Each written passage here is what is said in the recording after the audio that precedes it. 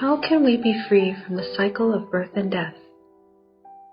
Teaching the method of Buddha recitation without being asked. Why do we recite the Buddha's name?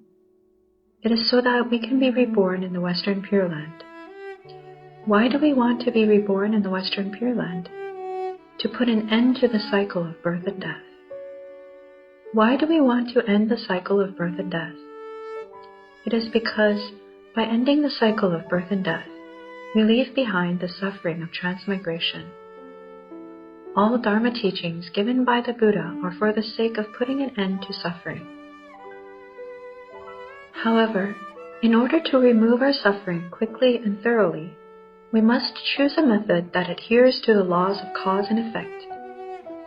All of the Dharma teachings spoken by the Buddha were initiated by questions from the great bodhisattvas and disciples. The Buddha only spoke in response to the questions being asked, with one exception, the practice of Buddha recitation. The method of reciting the name of Amitabha Buddha of the Western Pure Land is a teaching that was not requested by anyone. Why was it that although no one asked, Shakyamuni Buddha specifically wanted to teach us about it? We must understand that Shakyamuni Buddha came to this world to guide sentient beings toward liberation.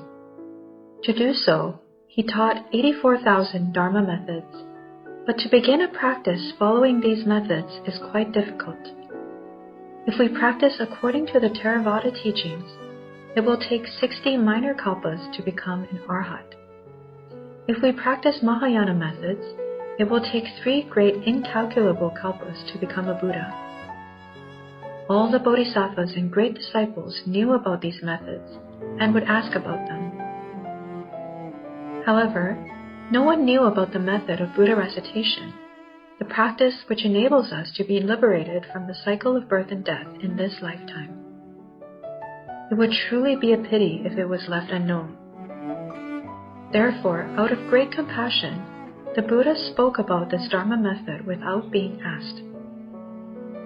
If he did not tell us about it, the sentient beings of the Dharma ending age would not know of this method and would never be able to practice it.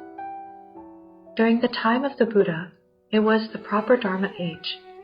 At that time, regardless of which method you followed, you would surely make advancements. However, in the current Dharma ending age, if we give up on the method of Buddha recitation, not only will we not be able to advance in our practice, but it will also be difficult to understand the Dharma that we hear.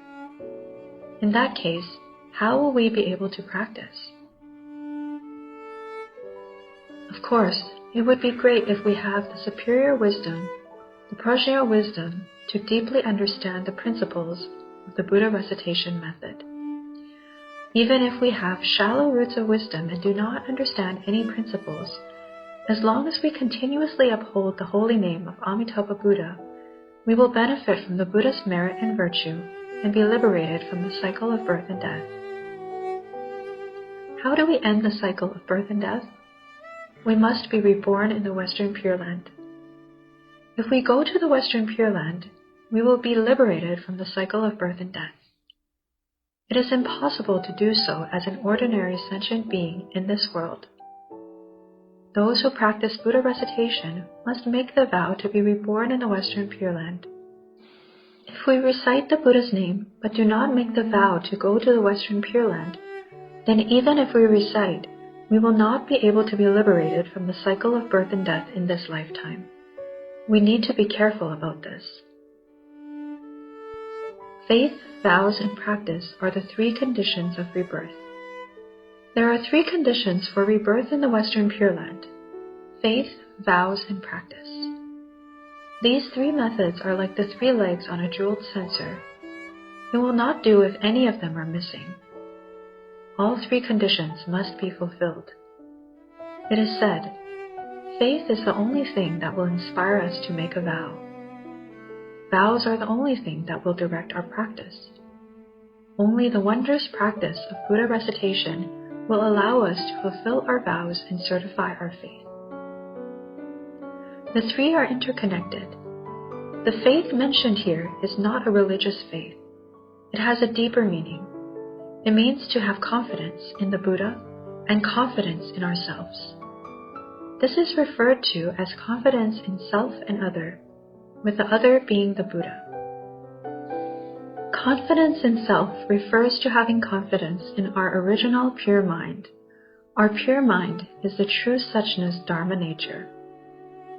It is because our original nature is whole and complete with this true and pure mind that we are able to be reborn in the Western Pure Land, to realize Buddhahood, and to guide sentient beings. Do not mistakenly place our confidence in our physical form. What is so trustworthy about this physical body? It is a pitiable body encumbered by many karmic hindrances. What is there to trust? We must not trust our ordinary minds, which are inverted, confused, and filled with gossip. Therefore, the Buddha tells us, do not believe your own mind. Your mind is not to be believed. Only after becoming an arhat can you believe your own mind. If we have yet to become an arhat, even if we have already reached the first 3 stages of sagely fruition, we still do not have a handle on our own minds, much less as ordinary beings. So how can we believe in ourselves? How can we be arrogant and think of ourselves as being remarkable? Let's not mention those who are not Buddhists.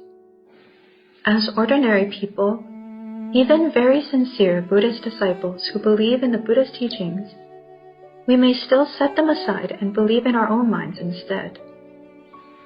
The Buddha has painstakingly spoken tens of thousands of words, asking us to let go and see through to the truth, yet we are unable to do so.